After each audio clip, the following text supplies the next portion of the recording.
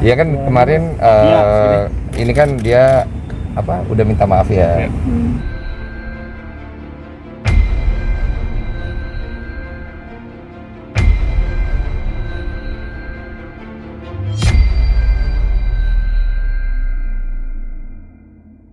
Cuman ya tetap kan namanya proses minta maaf ini tidak langsung, pasti banyak orang pasti masih mempertanyakan itu pasti ya. Kalau gue sebagai orang yang kenal tidak merasa deket juga ya, karena gue takut salah bicara. Gue tidak pantas sih sebenarnya untuk jadi juru bicaranya Rachel.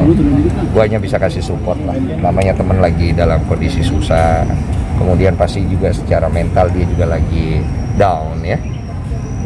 Saya pikir ini proses pendewasaan dan menuju kebintangan seseorang. Disinilah Rachel V-nya akan berproses bagaimana dia menyikapi satu masalah yang akhirnya akan membuat dia menjadi tinggi ya. Pelan-pelan aja. Tapi ketika kemarin emang di sana pulangnya bareng nggak sih Mas atau seperti apa? Oh, kalau pas di sana ya, pas di sana itu kita pulangnya tidak bareng. Karena aku masih lanjut extend ke Las Vegas. Oke. Nah, si Rachelnya itu masih di LA dan kayaknya dia menginformasikan pulangnya duluan karena mau kangen anaknya katanya. Gitu.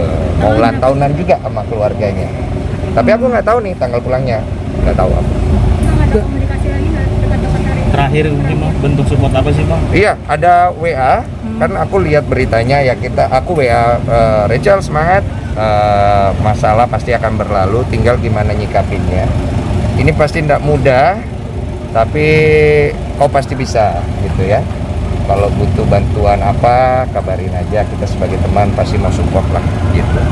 Itu memang dibalik apapun alasan terakhir itu yang memang sudah keluar di media gitu. Iya. Mas itu ngeliatnya seperti apa sih gitu?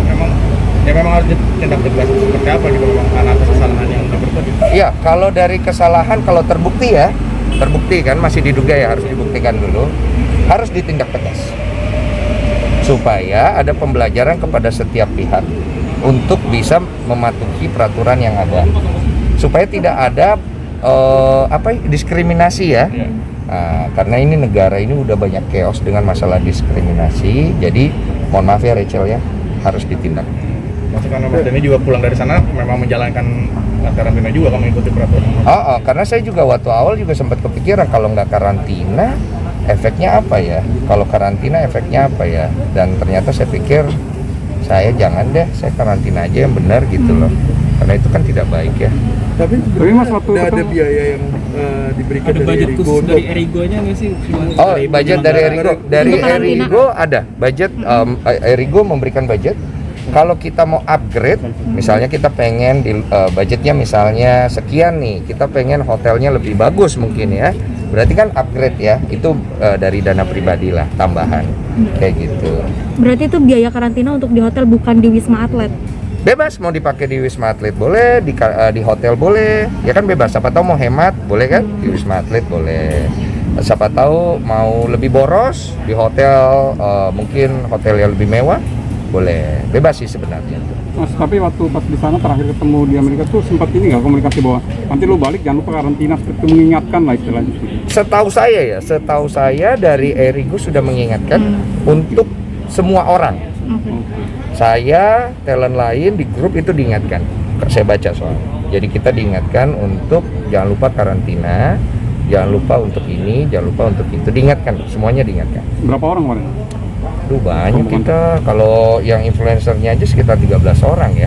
Itu belum tim-tim lain. Semuanya diingatkan untuk karantina, tidak lepas di influencer atau bukan. Tapi kok secara prosedural ketika mungkin seseorang keluar baru masuk dari luar negeri ke Indonesia gitu, itu langsung ditawarin di bandara atau seperti apa sih kok untuk karantinanya? Ada pihak-pihak yang menawarkan dari pihak hotel atau kita sendiri yang cari tahu kita mau karantina di mana ya? Itu seperti apa Pak? Ya kita harus cari tahu. Jadi sebelum kita masuk ke Jakarta, itu kita udah ada kontak misalnya, atau kita udah urus kita mau karantina di mana gitu. Misalnya kita, saya putuskan mau karantina di Wisma Atlet, kita harus kontak ke Wisma Atlet gitu. Kita mau karantina di hotel ya, kita kontak ke hotelnya supaya nanti ketika kita tiba, hotel udah prepare untuk kamar yang buat kita di karantina. Nah mereka tuh ada jalurnya tuh, begitu sampai kita lewatin swab, kita lewatin prosedur imigrasi, mereka langsung jemput, bawa ke mobil, langsung ke depan pintu masuk. Itu bukan lobi loh bro, waktu itu dia pintu masuk langsung ke arah kamar itu. Khusus ya? Oh, gue beda kayak jalur ini tersangka suap. Iya, ini seketat ini Pak. Iya Pak, mohon maaf. Soalnya kalau misalnya kita ada pelanggaran, kita kena teguran dari pemerintah, kita bisa dicabut izinnya. Saya kan sedih ya kalau dicabut izinnya ya kan. Jadi saya pikir, wah ya udahlah. Sebenarnya sih kurang nyaman sih memang.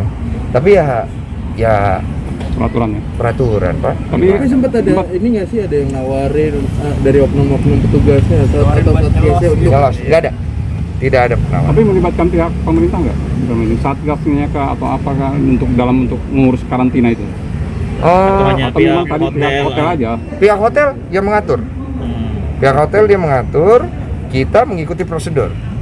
Gitu, dan di imigrasi di bandara itu ada yang bertugas itu pasti dari pemerintah ya. Gitu. Bang Densus sendiri berapa hari waktu itu karantina? Saya total 8 hari karantina gitu. Mungkin kegiatannya pas karantina itu seperti apa sih, ngisi waktu luangnya? Kalau di karantina ya kita isi waktu luang dengan menjadi orang yang gabut ya. Cukup gabut. Bebas ya, mau ngapain aja boleh. Kalau ada pasangan sudah menikah sah, boleh bikin anak ya kan. Kalau yang belum sah ya kan, bolehlah atur siasat dulu setelah itu. Terima kasih. Thank you ya. Semangat buat Rachel.